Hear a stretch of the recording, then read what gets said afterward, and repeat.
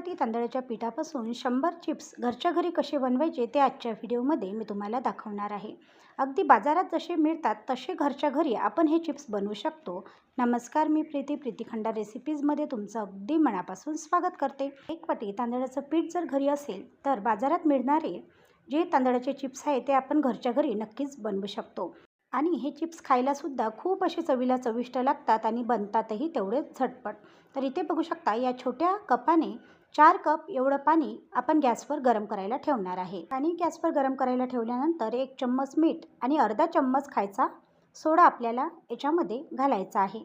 खायचा सोडा घालू शकता किंवा त्याऐवजी जर पापडखार असेल तर पापडखार सुद्धा आपण याच्यामध्ये घालू शकतो।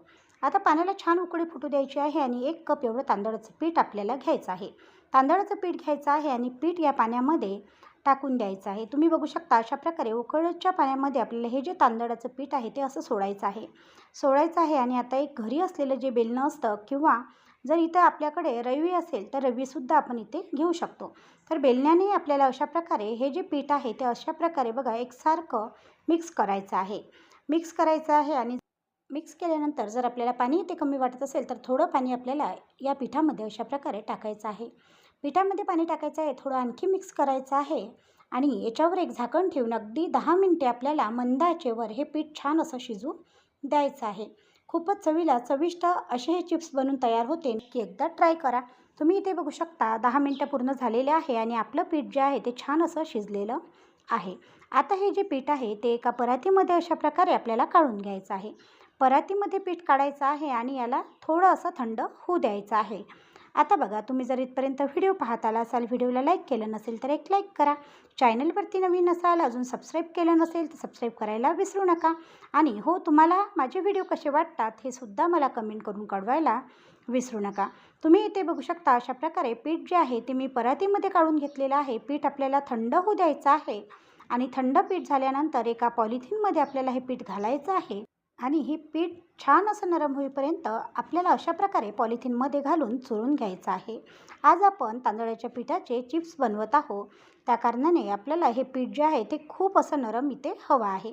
तुम्ही बघू शकता अगदी ज्या पद्धतीने मी तुम्हाला व्हिडिओमध्ये दाखवत आहे त्या पद्धतीनेच आपल्याला हे जे पीठ आहे ते नरम करून घ्यायचं आहे। पॉलिथिनमध्ये पीठ टाकताना एक काळजी आपल्याला ही सुद्धा घ्यायची आहे की पॉलिथिनमध्ये आपल्याला गरम गरम पीठ घालायचं नाही, अगदी थंड झाल्यावरच आपल्याला हे पीठ पॉलिथिनमध्ये घालायचं आहे।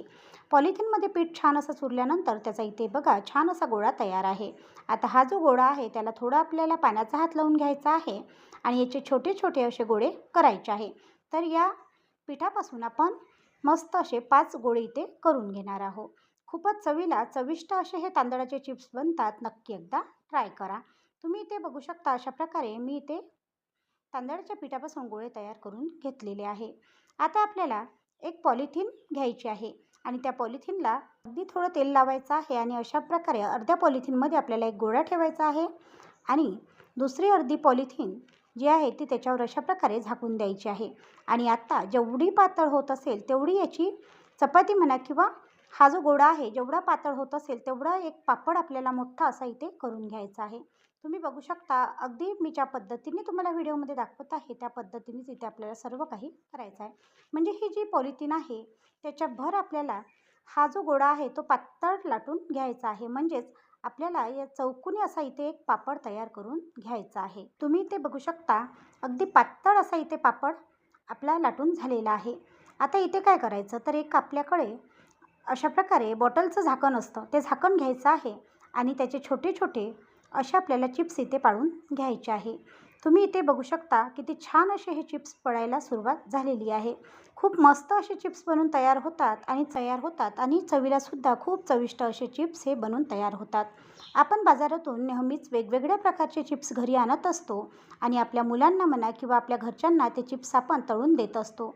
पण जर आपल्याला पौष्टिक असे जर चिप्स बनवायचे असेल तर तुम्ही नक्की अशा प्रकारे एक वेळा तांदळाचे चिप्स घरच्या घरी नक्की बनवा। तुम्ही इथे बघू शकता किती सहज असे हे चिप्स पडत आहे। या प्रकारे आपल्याला पूर्ण जे चिप्स आहे ते पाडून घ्यायचे आहे। आता इथे बघू शकता मी पूर्णतः जे चिप्स आहे ते अशा प्रकारे इथे पाडून घेतलेले आहे आणि आता इथे मी हे जे चिप्स आहे ते 2 ताटामध्ये काढून घेणार आहे। इथे आपल्याला हे जे ताटं आहे त्या ताटामध्ये अशा प्रकारे एक एक करत चिप्स पूर्णतः ठेवून घ्यायचे आहे आणि हे दोन्ही जे ताटं आहे ते आपल्याला दिवसभर उन्हामध्ये ठेवायचे आहे.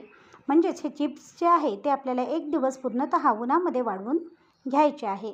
किंवा तुम्ही पॉलिथिनवर सुद्धा हे चिप्स टाकू शकता. एक दिवस पॉलिथिनवर ठेवू शकता आणि दुसऱ्या दिवशी छान असे उन्हामध्ये ठेवून सुद्धा हे चिप्स तुम्ही वाळवून घेऊ शकता. मी पूर्ण एक दिवस हे चिप्स छान असे उन्हामध्ये वाळवून घेतलेले आहे. आणि उन्हामध्ये चिप्स वाळून घेतल्यानंतर तुम्ही ते बघू शकता हे चिप्स किती छान असे दिसत आहे आणि ते मस्त असे हे चिप्स वाळले आहे. आता हे जे चिप्स आहे हे चिप्स आपण एक नाही तर 2 ते 3 वर्ष सहज साठवून ठेवू शकतो. आता हे चिप्स छान असे तयार आहे. आता हे जे चिप्स आहे ते आपण तळूनसुद्धा पाहू. गॅसवर तेल गरम करायला ठेवायचं आहे आणि त्याच्यामध्ये चिप्स आपल्याला टाकायचे आहे. तुम्ही इथे बघू शकता टाकता क्षणी हे चिप्स छान असे फुलून वर आलेले आहे. आता मी आणखी दुसऱ्या एका बॅचमध्ये तुम्हाला हे चिप्स तळून दाखवणार आहे. तुम्ही इथे बघू शकता दुसऱ्या बॅचमध्ये सुद्धा मी जेव्हा हे चिप्स तेलामध्ये टाकले तर छान असे फुलून वर आलेले आहे. खूपच मस्त असे हे चिप्स इथे तयार आहे. तुम्ही कधी याच्या आधी अशा प्रकारचे तांदळाचे चिप्स घरच्या घरी बनवले का? मला नक्की कमेंट करून कळवायला विसरू नका. ते मी तांदूळाचे जे चिप्स आहे ते छान असे इथे तळून घेतलेले आहे. तुम्ही इथे या चिप्सचा कलर बघा, चिप्स बघू शकता किती छान असे झालेले आहे. आता मी हे जे चिप्स आहे ते तुम्हाला अशा हाताने थोडे तोडूनसुद्धा दाखवते. तुम्ही इथे बघू शकता किती छान असे रुचकर इथे हे चिप्स झालेले आहे.